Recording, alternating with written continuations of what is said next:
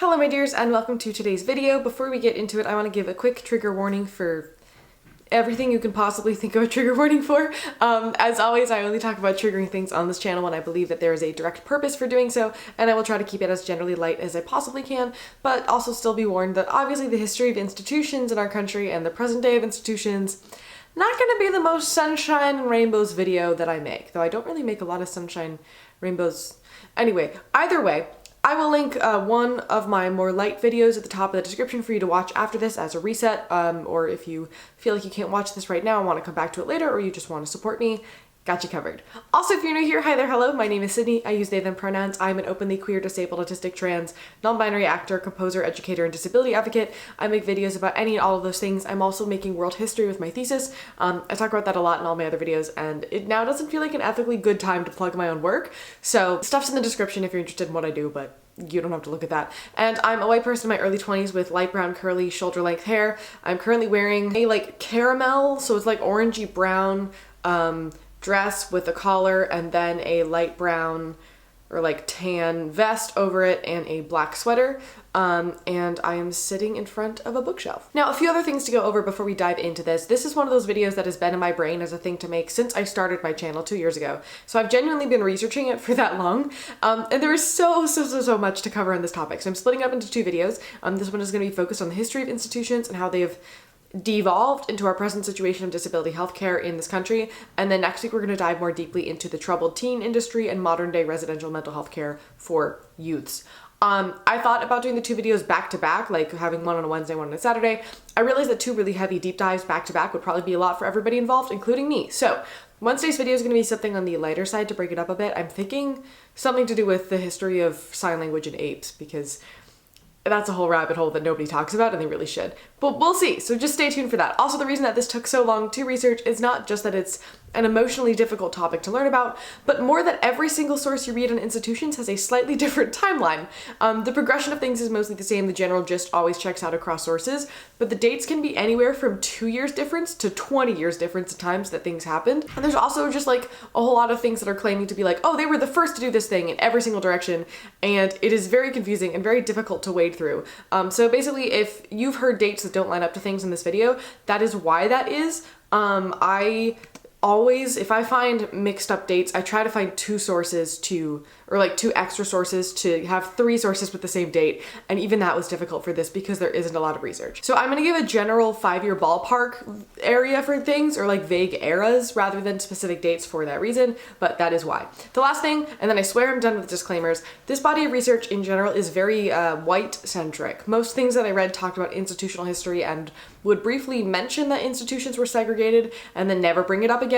I tried to dive deeper into that topic, and most of the research I found talked about how segregated facilities were way worse than the white ones, which, based on the state of the white ones, I can't even imagine how worse is even possible. But since very few records remain about institutions in general, there's very little on segregated institutions. I have it in my back pocket as a video to maybe make as a collab down the line, as well as one tying it into the history of Native American institutional residential schools, because the overlaps between race and mental illness are a whole wildly important conversation that we have a lot on this channel. I also had a really difficult time learning about the history of elder care and institutions for children, because there were minimal sources on that too. I think that maybe the United States has a bit of a shame complex, but I tried to include all of these experiences as much as I could throughout this video, and I acknowledge that I didn't do the best job on that, but please note that I did try my best and I did put that thought into it. But anyway, with that, let us talk about asylums and institutions. Now, our timeline is a little bit shaky for most of early history and also most of today history, but even more in early history.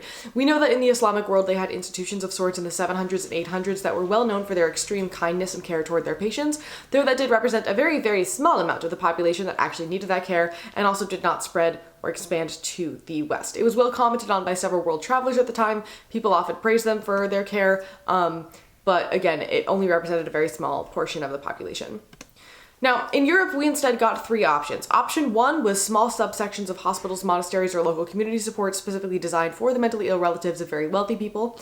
Option 2 was jail and or being left to die. Usually being left to die was more for children than for older people, but it still happened. And option 3 was the precursor to asylums. These were places like workhouses or fool's towers where people were put and often displayed as freaks or used as general entertainment, but were otherwise pretty much kept in shackles because people believed that mental illness was the instigation of the devil and a moral and spiritual failing, and that treatment needed to be punishing that person for their behavior. One of the most famous of these places was the Priory of St. Mary of Bethlehem, which is founded in London in 1247. Its name is where we get the term Bedlam from, in reference to the amount of noise and chaos known to come out of the Bethlehem building. And I'm assuming that like accents made it get weird and then it just became Bedlam. I also want to say this now so that I don't forget. The history of institutions and asylums talks almost exclusively about mental illness in like every source that you read, and I keep finding myself in that trap as well. But it also included so much disability, particularly people with Tourette's, epilepsy, cerebral palsy, developmental and intellectual disabilities, and it was common for people to think that deaf children were developmentally delayed and send them to institutions without realizing that they simply could not hear.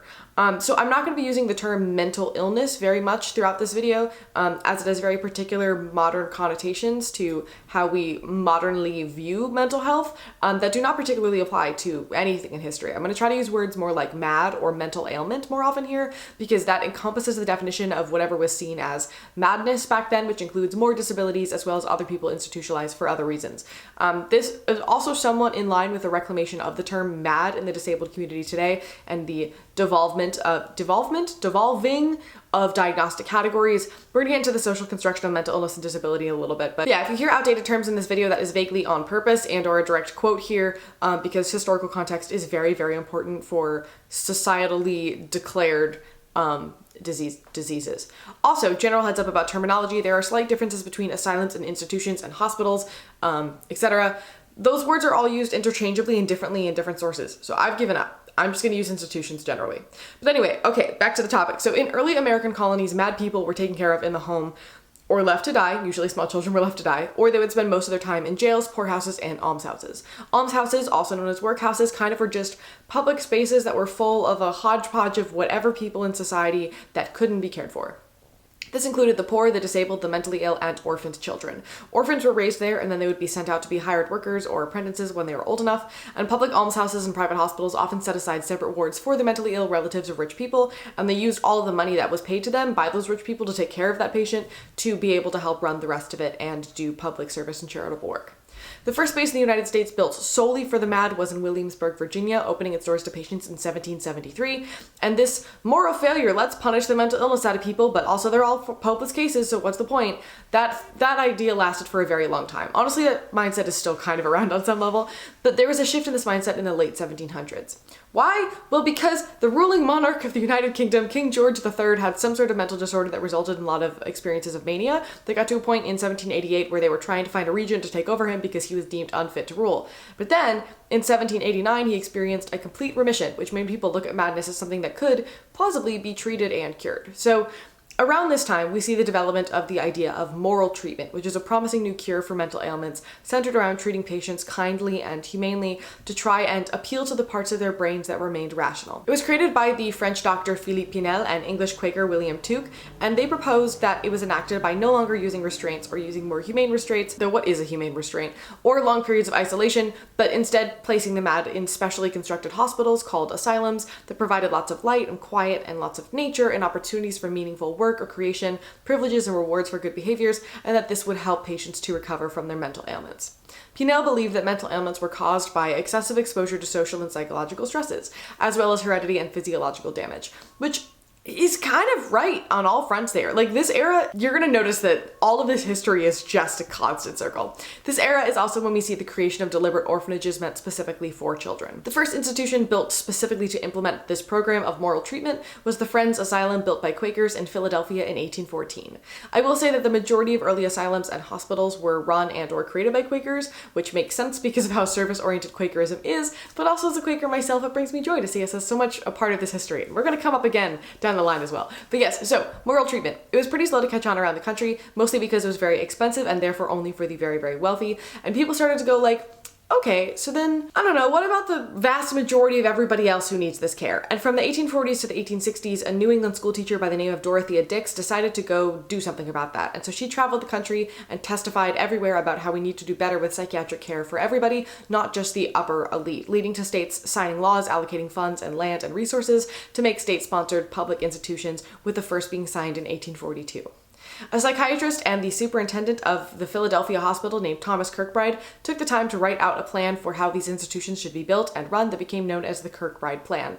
It was super elaborate, down to how many people on each wing and how many patients on each wing and salaries and all of this stuff. And the major important thing that you should probably remember from this, because it's going to come up down the line, is that there were to be no more than 250 patients living in each institution, which should be a building with a central core and then long rambling wings that were arranged to provide sunshine, fresh air, privacy, and comfort. He encouraged patients to work and exercise and keep generally occupied. Some bigger facilities ended up becoming little cities with salons and bowling alleys inside of them.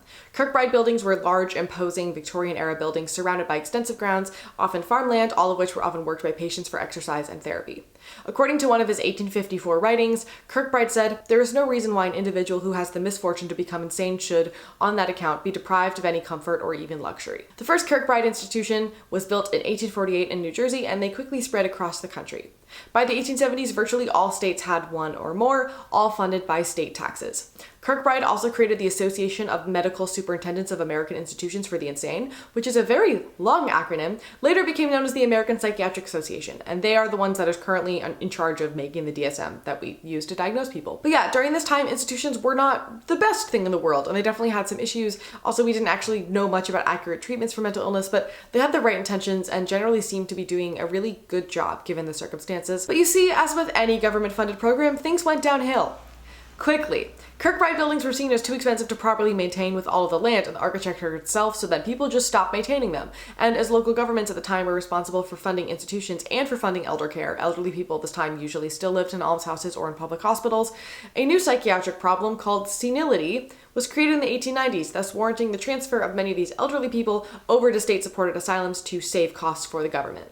At the same time, many people who were sent to these institutions for mental ailments were not getting better, or at least they were getting better in the sense that they were happier and safer, but they weren't better enough to be released into the community, which meant that all of a sudden there were way too many people for the infrastructure to handle, mostly people that were expected to live out the rest of their lives there, and it left the workers in these institutions overworked and overstressed.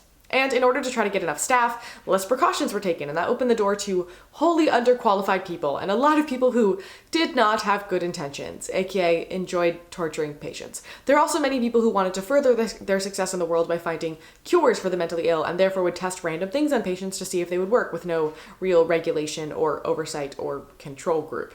And employees would take the money coming in to have lavish meals and lifestyles and give virtually nothing to the patients when there already really wasn't enough to begin with. I couldn't find specific overcrowding data for back then, but just to give a general scope for how it devolved, by the 1950s, which is about 60 years later, most institutions that were built for 250 had about 2,600 patients. But let's go back to the fact that the APA just created a new category of mental illness solely to move patients from one institution to another. Because I don't know about you, but that really made me start to go how many people in institutions really did not need to be there? When we look at this history, we kind of think I guess if they were dangerous enough or nobody could support them, they may be better off there, but generally assume that people who really needed to be there are the ones who took up those spaces, and that things seem relatively okay in the mid to late 1800s. That starts to pull you out of that again for a hot second. It makes you go maybe this was always a mess. In my opinion, anybody put involuntarily into an institution is wrongly put into an institution, but clearly there were elderly people in need of elder care, not psychiatric care, and they were put in the wrong place. So was that the case for other things?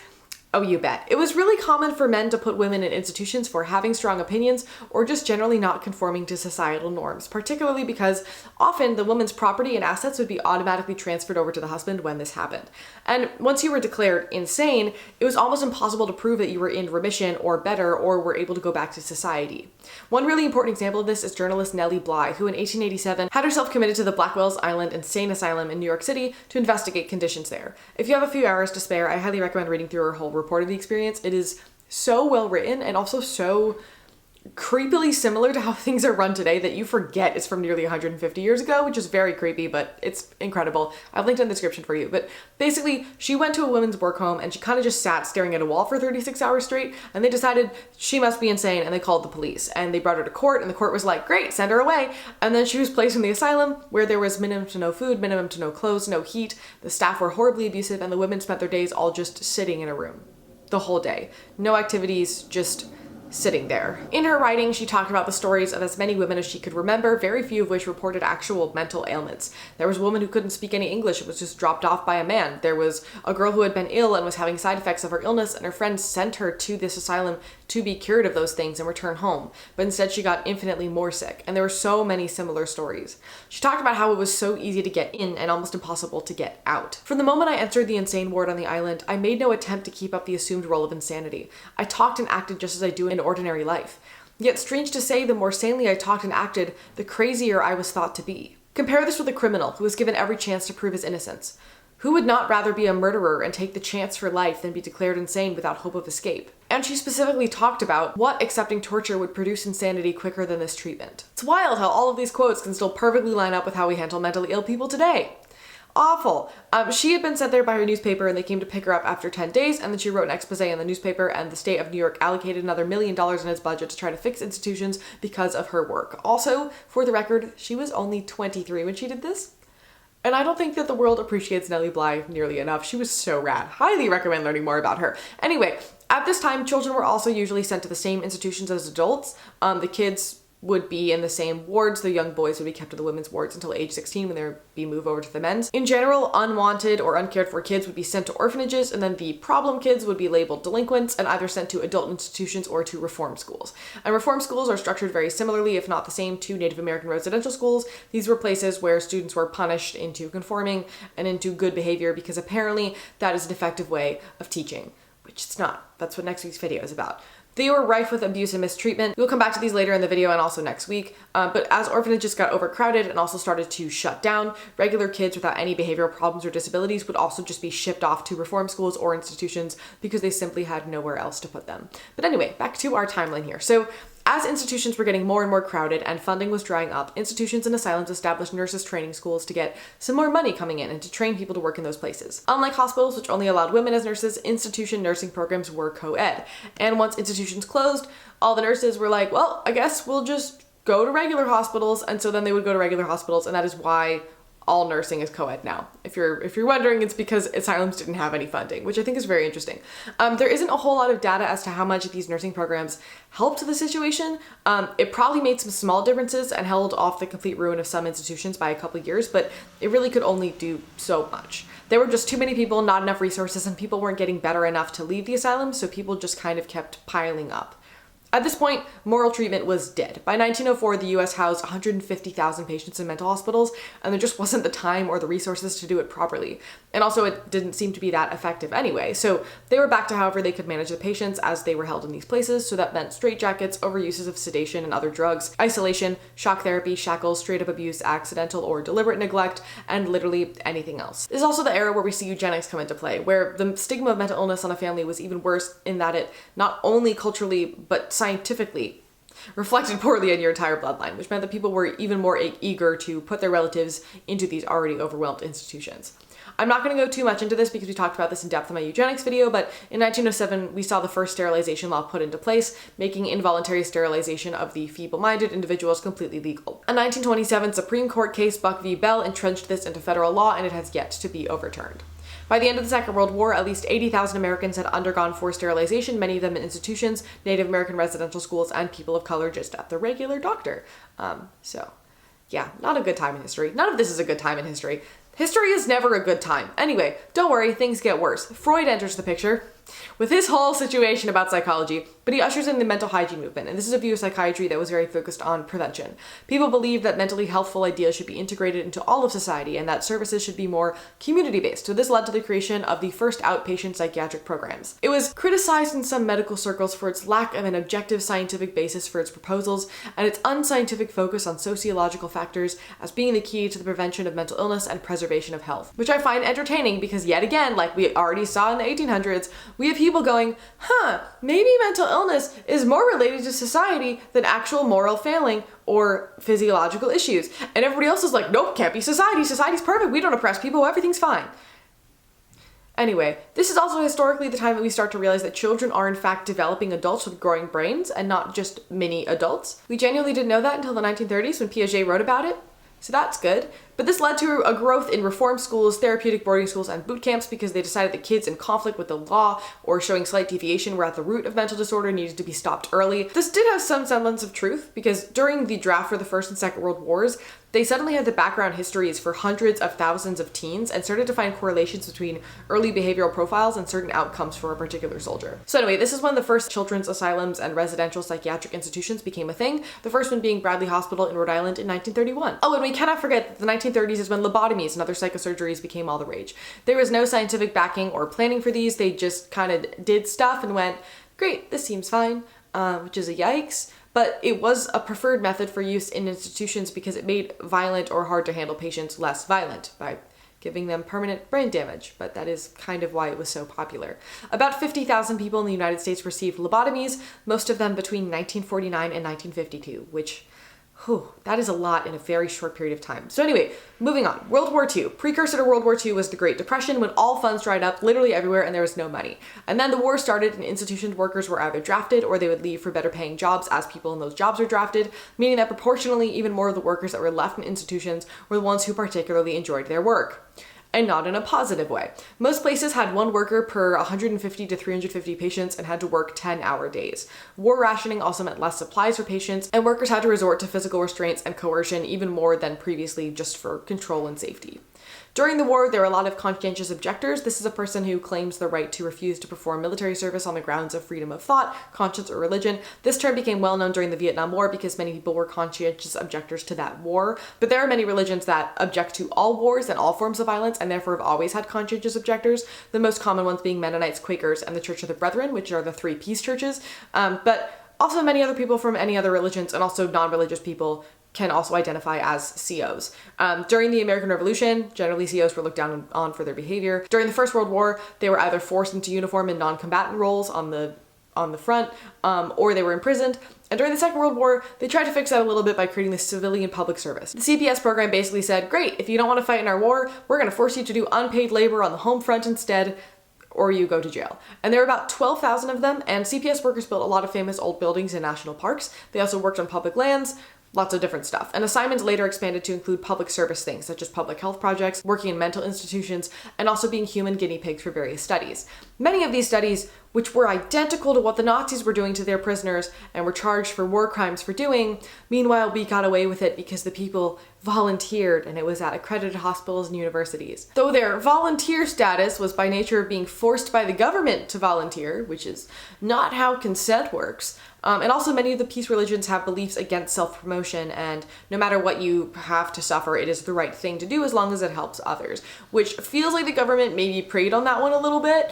Also, some of these experiences, such as serving radioactive oatmeal or infecting people with hepatitis to see if a new drug worked, were done unknowingly on children in institutions at the same time. This is also the time period of the Tuskegee syphilis trials. The US, anyway, our track record is bad. We know this. Moving on. Anyway, 3,000 of these men ended up working in mental institutions, and they got to see firsthand the horrors of what they had become. All over the country, workers became whistleblowers to the press, and many national exposés on the state institutions were published, and conscientious objectors were seen generally as slackers or self-righteous troublemakers at the time, so often these exposés were denounced or not even published, but just as often they would be picked up and supported by local people who wanted to fix issues. Some of the workers at the Philadelphia State Hospital decided that a committee needed to be created to figure out how to fix this, and they created the mental hygiene program to try and reform institutions. And keep in mind that these people had no training and they did not know what they were doing. They just decided this is a problem and it needs to be fixed and nobody's fixing it, so we're going to try to figure out how to fix it. And I respect that so much. This video is making me so proud to be a Quaker. Anyway, okay, so the National Committee for Mental Hygiene, a committee created in 1909 to reform institutions that somehow forgot that it meant to do that, agreed to oversee this program and help them out, and it added a panel of national experts to the team to better support them. The mental hygiene program published newsletters and training materials and gathered reports from other workers to connect everyone together and try to make things better with the resources available, as well as build a case to take it to the national level to get more resources. In 1946, the civilian public service ended as the war ended, but the original members of the mental hygiene program and many former CPS workers continued on working. In May of 1946, Life magazine published a full editorial on the state of institutions in our country, echoing recent publications of the state of Nazi concentration camps and generally shocking the nation. That same day, the Philadelphia Inquirer ran a story about how the original conscientious objectors who founded this program had now founded the National Mental Health Foundation, which then got picked up by other papers and circulated nationwide. Eleanor Roosevelt publicly announced that she was joining the cause, as well as many other very famous and high-profile people, and there was real hope that this could be the beginning of the end of institutions as we know them. But like we've seen in this stupid little circular timeline, it also struggled with money and ended up having to combine with some other mental health associations to stay afloat in 1950. It got overrun by an out-of-touch board of directors, the original members had to resign, and institutions were once again forgotten about. After the war, however, there was generally a large expansion in social services. We saw orphanages start to die out as kids went into boarding schools, group homes, or foster care, all of which became government funded. Specialized elder care became a government funded thing as well, and there was an expansion in disability services to accommodate an influx of disabled veterans, and people started to look at the idea of holding people, particularly disabled ones, in one place very differently once Action T4, the Nazi extermination of disabled people, came to light.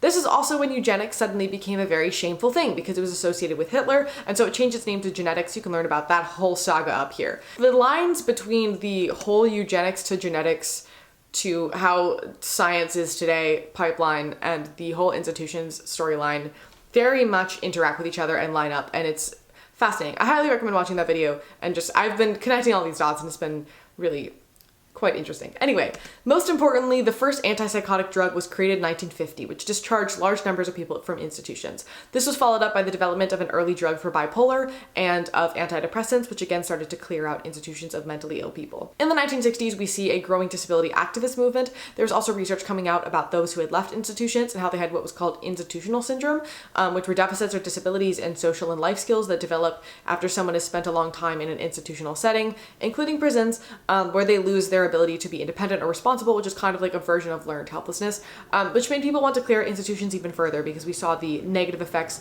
that it was having on people who were in them.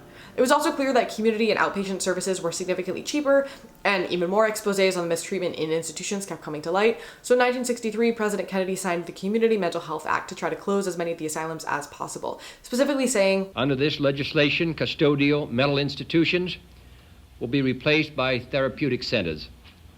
It should be possible within a decade or two to reduce the number of patients in mental institutions by 50% or more. There are also amendments and other laws put in place that shifted funding around in a way that incentivized states to deinstitutionalize.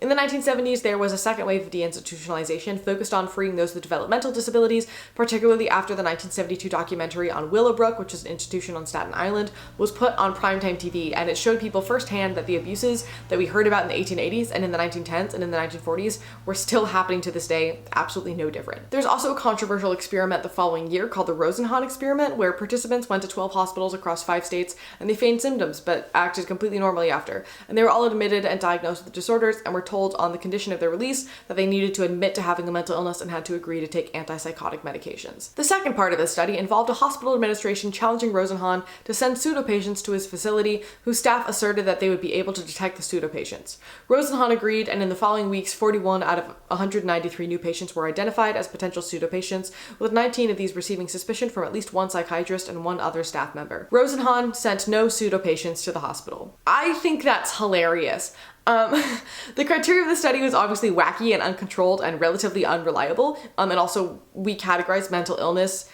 based on self-reports, so we need to trust what people say. And overall, the research has been kind of debunked at this point, but the social impact of this study, showing that our criteria for mental illness is wacky and that we label and we institutionalize and we medicate too quickly, was very clear and very powerful.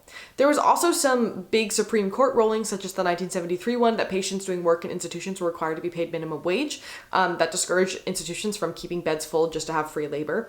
A 1975 ruling that established the right of a patient to refuse treatment, and a 1978 ruling restricting states from confining anyone involuntarily for mental illness. That being said, this is when the satanic panic of, oh, won't you think of the children and whatnot started to set in, so we see the opposite effect of these things on children who are being increasingly sent to therapeutic boarding schools or boot camps and whatnot, which are just an off-branch of institutionalization. Next week's video on the troubled teen industry is going to talk about that, but a lot of these Supreme Court rulings allow the patient to have that autonomy if they're over the age of 18, and so all of these things are still legally happening to children today. But again, that's next week's video. Most institutions, as we traditionally think of them, were closed by the late 90s and the early 2000s, many of them demolished, others used as museums, and some repurposed into office or residential buildings. But as lovely as all of this seems, as people were released and sent back to their communities and institutions were shut down and many were demolished, people started to realize that there weren't enough halfway houses or community care centers and whatnot to support this influx of people back into the community. Like, it was promised that we would replace institutions with other outpatient care options, and instead they just kind of shut down the institutions and forgot to fund the care options. And this continues to this day. Research has shown that in-home patient care is more effective, it's cheaper, it's less likely for people to get abused, and therefore programs keep cutting residential beds because they want to encourage out-home care. But rather than encourage the in-home care, it's just leaving people with no access to care at all. In the US today, more than half of the people who need mental health care do not receive it. There are wildly long wait lists for therapists, and regular hospital beds are full of psychiatric patients for days, if not weeks on end, waiting to get a bed in the residential psychiatric hospital because there just aren't enough spaces to treat them. We also know that white people make up nearly 85% of psychologists in the United States, which means that if a person of color wanted to find a therapist of color, which they have every right and reason to, because yes, that's going to be very difficult for them. Many of these care options also do not take insurance. So if you can pay out of pocket for therapy, you're much more likely to get care than if you need things to be covered by insurance. And because of how insurance is set up, there's very little incentive or even ability for working psychologists and psychiatrists to be covered by insurance. The US mental health care system is a disaster, and I'm not even going to get into the whole digital therapy industry. It's so flawed in every level. That should not be a solution. It is not a solution, but that's a discussion for another day, / maybe never, because I don't want a certain company that has been going after YouTubers to go after me. Anyway, we can also look at all of this history and we can say that all institutions are bad and that we should only ever have outpatient options, but some people do need round-the-clock care that family just can't provide. Some people are struggling enough to need to be taken out of their home environment in order to get new tools to be able to handle the world around them. And that is okay, and there's no shame in that, and there's a lot of nuance here. I've talked about this before on my channel, but like, dependency is totally fine. Every human in the world is dependent on their friend groups, on their support systems in society. We just villainize some kinds of dependency because it's less conventional and less productive, and therefore there isn't the infrastructure for it, which makes it less conventional and less productive. Dependency does not and should not mean loss of autonomy at all, ever. Also, I wasn't sure where to bring this up, but there are also residential schools that are just for disabled people today, and they do really important work in the same way that an all-girls school will help a marginalized population realize that they're worthy of taking up space and give them the confidence to do that. Schools for the deaf and other accessible education schools do the same thing and are really, really important. And I think that we often will look at those things and automatically go, oh, those are like institutions, so they might be inherently bad. And the legislation that's in place right now to prevent institutionalization from happening again makes it very hard for these schools to function and get funding, even if many of them are doing really good and important work and should stay open. But again, we're going to talk about that more next week. But discussions of boarding schools get very tricky very easily.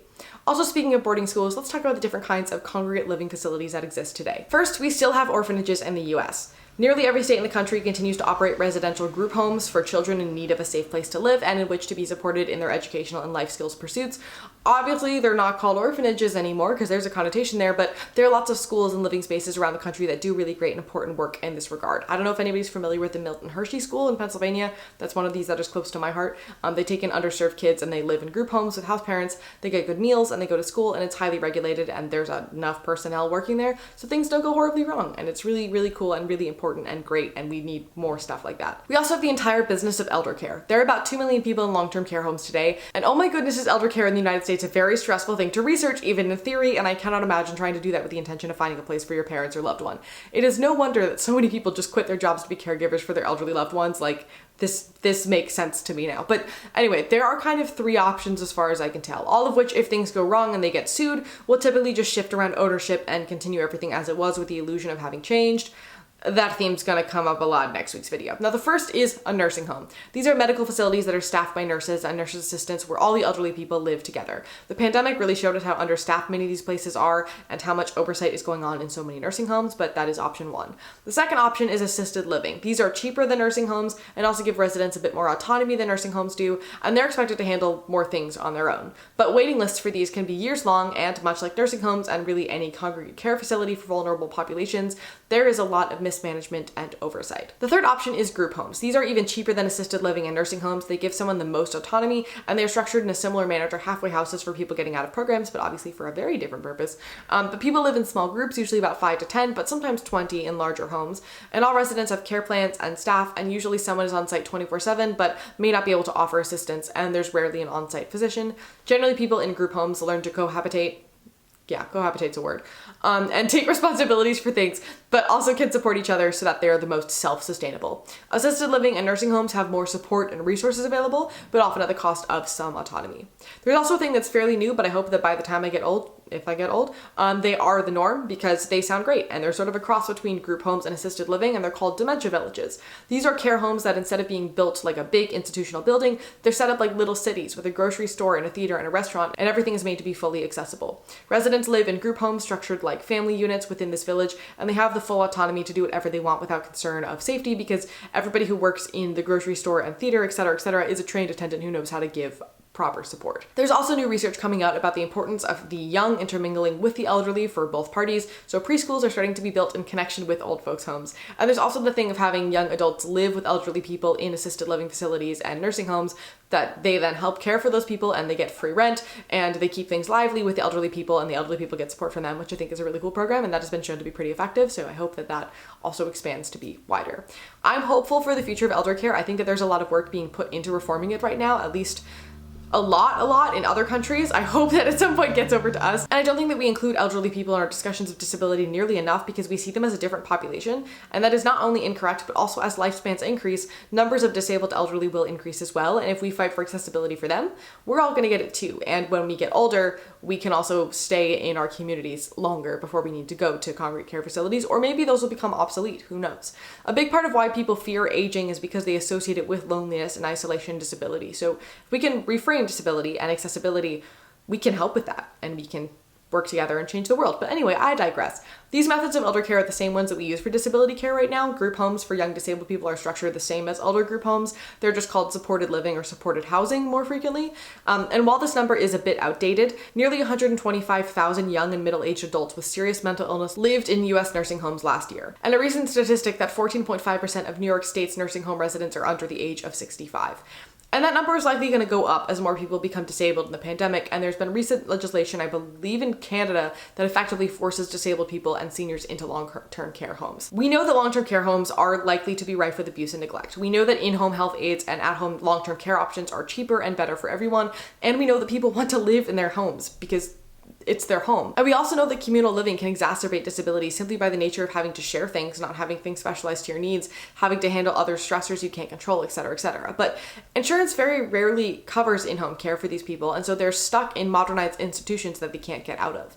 These people don't need to be institutionalized, it's just the only care option available, which, again, is not new in the history of residential care, unfortunately. We also still have boarding schools for disability that are run like institutions, such as the Judge Rotenberg Center in Massachusetts that regularly uses shock therapy on their mostly autistic students to the point where the UN has deemed it to be torture. There was a law that was making these shocks illegal that was passed in 2020 in an attempt to stop them, but it has recently been overturned, so that's wonderful. And this school tells parents that their child can be cured of autism if they go there, and Autism Speaks promotes it. And it's disgusting and awful and horrible. And that is just the most famous one because they're using shock therapy and they're open about it, more or less. But there are definitely other disability-specific programs with very ugly track records that are also still functioning. And then there's the Troubled Teen Industry, or the TTI, which is an expansive network of residential programs and facilities which claim to treat, reform, or rehabilitate troubled youth. These are not disability specific, but tend to cater a lot to those with mental illnesses, neurodivergencies, and addictions, and they're often run like institutions that we saw in the 18 and 1900s. Again, more on that one next week. Now, these things should not be confused with accredited inpatient or residential mental health programs because they are important things that regularly save lives, but there aren't nearly enough of them, and they aren't as well regulated as we would like them to be. In general, inpatient or residential psychiatric care should be seen as a last resort because studies have shown that going to inpatient programs for mental health is inherently on some level a traumatic thing, simply because you're going to a new place and you don't know what to expect and you're dealing with a stigma and your whole life just gets like pulled on hold for a little bit and all of these things. There's also the element of how you end up in a program. I've spoken to a lot of people who have been through inpatient care and people who check themselves in and made deliberate choices of going to a specific eating disorder program or a specific anxiety program and did that when they were a little bit older, and they generally seem to have good results as opposed to young people being placed in programs by their parents or vaguely coerced into one, which I also know a bunch of people who've experienced that and not had as good outcomes. More planned ahead and self-check-in and consensual kinds of programs also tend to be ones that are residential, where you live in a house, as opposed to inpatient, where you live in a hospital. There's a lot of divisive conversation about all of this, and I'm a little nervous to get into it because I don't want to scare anybody away from care or make it seem like I'm giving medical advice, because no. But I do want to say three things, and then we can move on. First one is that I've heard stories from people who have gone to inpatient programs and gotten sort of purgatory is, I guess the way to put it. They couldn't get better and they couldn't graduate and they thought it was their own fault, only to later learn they were actually autistic the whole time and realized that the therapy that they were going through in the program was focused on trying to cure a symptom of a larger struggle that it just assumed was the cause and was therefore just traumatizing. I have a video about that over here. I've experienced that personally. I'm not in inpatient care, but I have experienced that in care. This further points to the fact that our categorization of mental illness and our actual willingness to listen to people and figure out what in their lives creates the whole disaster that is the human experience and what that means for mental health care and treatment is super, super flawed, and we do need to continue to recognize that. The second thing is that from a parent perspective, there's a feeling of concern about your child's safety, and so you think, okay, if I plop them into 24-hour surveillance, they can't hurt themselves and that is going to help the problem. And a lot of times outpatient resources that look at the full microcosm of that kid's environment and help them to get little skills to cope with it are going to be way more effective than suddenly uprooting a child from their life and plopping them into an inpatient program. Obviously there's so much nuance there, but just to think about, this is the mindset that the troubled teen industry tends to prey on. We're going to get into that next week again. I'm sorry, I just keep like plugging that video, but we're going to get there. Just throwing that out there that there's lots of options. And I will link some things about accredited care options for children that might help parents who feel like they're at their wit's end in the description for you. And the last thing is that there's this TikTok trend right now of grippy sock vacations.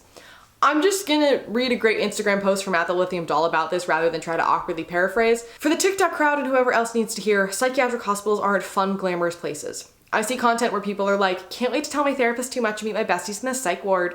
First of all, your version of oversharing with your therapist likely doesn't constitute the need for psychiatric hospitalization if you're making quirky jokes about it. Second, it's not some sort of social club. Psychiatric hospitals are places where your rights are taken away, you can be held and sectioned, you will likely be demeaned and treated as less than human. What's more is that, for some cases, they use physical and chemical force against you. Psychiatric hospitalization is and should be a last resort for severe psych cases that cannot be treated on an outpatient basis. It's not a fun getaway. In fact, it's the utter opposite to many people and can cause long-lasting trauma. I second this. Medical trauma is a very real thing, and if you have any acknowledgement of that or any experience with that, you would not be making jokes about this. There should not be shame about going into an inpatient program. There's nothing wrong with that. There's nothing shameful about that, but we also shouldn't just be like glorifying them or calling them fun vacations either. But anyway, this brings us to the last modern form of institution we have today, and that is incarceration. Disabled people are the largest marginalized population in jails and prisons, with 10 times as many mentally ill people in jails each year as are in state-funded psychiatric treatment. That being 2 million people. We know that 50% of police brutality cases happen against disabled and mentally ill people, and we know that the legal system is stacked against us, with things being deliberately hard to understand, with people relying on body language as a measure of truth when it's completely bogus and stacked against disabled people and people of color, and yet still holds sway in the courtroom for some godforsaken reason. And it's also very common for people to get the options to go to rehab instead of prison, only for the state-sponsored rehab programs to deny the accommodations for that person's disability, and then they land up in jail instead. We also know that carceral institutions are disabling by design. Much like most institutions have been throughout history, if you go in without a mental illness, you're likely to come out with PTSD and or anything else, as well as physical effects from being incarcerated. These are mass disabling places, and the primary location that we have for mental health care right now, which is disgusting. So normally here I would give solutions and I would give ways to move forward to make us all feel a bit better about all of the things that we've learned today. It's very clear that on some level all of this is flawed beyond repair, and I will say that legislation is very, very slowly trying to change how prisons work, very, very slowly trying to change how long-term care works. Much like all other legislation about everything, it's at a snail's pace, but at least it's something. We're at a point where many people in the mental health field have experiences growing up in these harmful programs, and they know where the research needs to be to try to change things going forward, which brings me a lot of hope. But I think I'm gonna otherwise leave this video here. This is a dark history, and I don't think that we should sugarcoat it or try to pretend that everything is better now, because that is not really the truth. If you want to learn more about any and all of these things, I've linked so many of my sources in the description for you. I had so many sources, but I linked a bunch of them at least. And I will also have the next video on this topic out next week at the same time. And yeah, as always, thanks for listening, thanks for learning, thanks for staying to the end of this marathon of a video. Remember, it's never too late to start over, and I look forward to seeing you, my dear, in the next one.